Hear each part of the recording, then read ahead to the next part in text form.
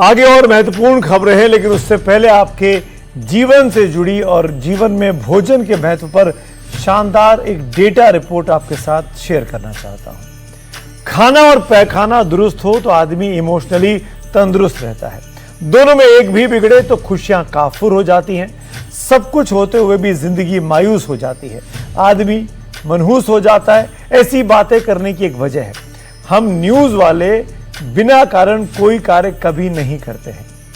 आंध्र प्रदेश के मुख्यमंत्री चंद्रबाबू नायडू ने कुछ दिन पहले वो एक बैठक में थे, कार्यक्रम में थे, वहां पर उन्होंने कहा कि हम सब ओवर ईटिंग के शिकार हैं। खाने की आदत बहुत खराब है, इतनी खराब कि 40 की उम्र में 120 वर्ष का खाना खा लेते हैं।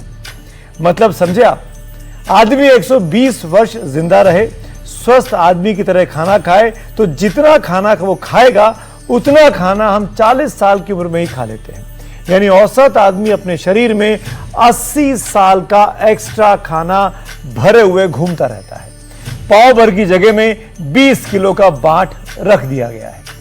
समझिए हमने अपने शरीर और उसके भीतर मौजूद मशीनरी पर कितना बोझ डाला हुआ है। 40 लोगों के लिए बने घर, सड़क सिस्टम में अगर 120 लोगों का बोझ डाल दें तो क्या होगा? जाम लगेगा, बाढ़ आएगी, घर टूटेंगे, नाली नाले सड़क सब रुक जाएंगे, जैसा हमारे शहरों के साथ आजकल हो रहा है। घर से बाहर जाम, बारिश आई तो बाढ़, घर गिर रहे हैं, एक्सीडेंट हो रहे हैं, हर जगह लाइन देखी जा रही है, वेटिंग है। 40 की उम्र में 120 वर्ष तक का खाना खाने से जो होता है उसे एक डेटा स्टोरी से अब आपको समझाने की कोशिश करता हूं। मोटा अनुमान है कि शहरों में 25 से 30% लोग जरूरत से ज्यादा खाते हैं। इसकी वजह से 2050 तक 44.9 करोड़ लोग मोटापे का शिकार हो जाएंगे। 24% इसमें महिला हैं और 22% पुरुष हैं। जरूरत से ज्यादा खाने के दो कारण हैं। ताजा खाने की जगह पे जंक, प्रोसेस्ड, डिब्बा बंद, पैकेज फूड का ज्यादा इस्तेमाल हो रहा है। दूसरा MSG यानी मोनो सोडियम ग्लूटामेट युक्त खाना। MSG जिससे खट्टा, मीठा, नमकीन, तीखे के अतिरिक्त 5वां स्वाद भी कहा जाता है। MSG Chinese food, package snacks, noodles, soup और फ्रोजन फूड्स में बहुतायत में पाया जाता है। Indian council of medical research की एक स्टडी बताती है कि शहरी इलाकों के 62% लोग नियमित रूप से जंक फूड, बासी या रीहीटेड फूड पर निर्भर हैं। ICMR का अनुमान है कि इसी वजह से देश में 56.4% बीमारियां होती हैं। जंक, प्रोसेस्ड, डब्बाबंद, पैकेज फूड, MSG युक्त खाने से 32 तरह की बीमारी होती है। इसमें कैंसर, डिप्रेशन, हाइपरटेंशन, डायबिटीज, नींद की बीमारी, हार्ट, किडनी जैसी बीमारियां शामिल हैं। 1995 के बाद खराब खाने और जीवन से बीमारी 3 गुना बढ़ी है।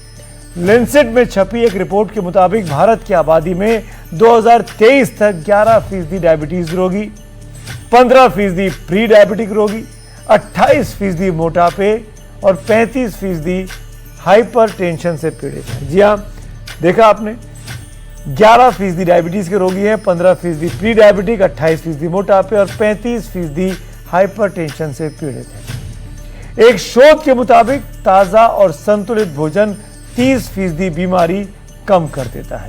इसीलिए ताजा और संतुलित भोजन बहुत जरूरी है। लेकिन बासी, डिब्बाबंद, प्रोसेस्ड MSG भोजन की तादाद बढ़ रही है। घर पर खाना पहुंचाने वाले ऐप आ जाने के बाद ज्यादा खाने का चलन और बढ़ गया है। बच्चों का अगर जोर चले तो वो cold drink, package food, Chinese, Korean food के अलावा कुछ और खाएं ही नहीं। शायद इसी का नतीजा है कि कोल्ड ड्रिंक्स और अल्ट्रा प्रोसेस्ड फूड का व्यापार 13% वार्षिक चक्रवृद्धि की दर से बढ़ रहा है।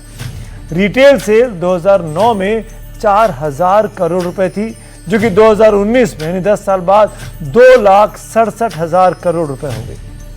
विश्व खाद्य रिपोर्ट 2024 के मुताबिक घरेलू फूड बजट में पैकेज फूड की हिस्सेदारी 2015 में 6% थी, जो कि 2019 में 12% हो गई। केवल 4 साल में बाहर के खाने पर घरेलू खर्च 32% बढ़ गया है। 32% 4 साल में। 2015 में 62,000 करोड़ रुपए था, जो 2019 में 82,000 करोड़ रुपए हो गए। हम सबके घरों में बाहर का खाना, पैकेज्ड खाना भरपूर आ रहा है और भरपेट खाया भी जा रहा है। पहले हम स्वागत सत्कार में जो मेहमान आते थे उनको ताज़ा नाश्ता और खाना परोसते थे। अब तो बिस्किट, नमकीन, patties, pastry, cake, cold drink और तमाम तरह के रोल्स उनको खिलाते हैं। ये स्टेटस सिंबल भी बन गया है। किसी मेहमान को ताज़ा हलवा, पोहा, पापड़, चिप्स खिला दो तो उसको लगेगा कि उसका सम्मान ही नहीं हुआ, और आपको भी लगेगा कि आपने उसका सम्मान नहीं किया। मेहमान आते हैं, मेन्यू कार्ड की खोज शुरू हो जाती है, कहाँ से क्या मंगाना है, क्योंकि सबको ये सूट करता है। लेकिन इसका नुकसान कितना बड़ा है ये भी सोचिए। अब जो बात बता रहा हूं वो सुनकर शायद ताज़ा खाने की कोशिश बढ़नी चाहिए। ताज़ा और सीमित खाना खाने वाले बच्चों में सीखने की क्षमता 20 से 25% ज़्यादा होती है। जी हाँ, जो ताज़ा खाना खाते हैं वो 20 से 25% ज़्यादा चीज़ें सीख पाते हैं। मूड स्विंग्स इन बच्चों के कम होते हैं। बच्चे मानसिक रूप से स्थिर होते हैं। चिड़चिड़े और जिद्दी कम होते हैं। यानी जितना आप शुद्ध खाओगे, जितना ताज़ा खाओगे, जितनी उम्र और शरीर की ज़रूरत है उतना ही खाओगे। 40 की उम्र में 120 वर्ष का खाना नहीं खाओगे, वरना किसी की तिजोरी भरेगी। अगर आप ऐसा करते हैं तो आप किसी की तिजोरी तो भर रहे होंगे, आपकी जेब खाली हो रही होगी और आपका शरीर खोखला हो रहा होगा। तो सोच समझ के खाइए। खाना ज़रूरी है, पर लिमिट में खाना और स्वस्थ और ताज़ा खाना खाना।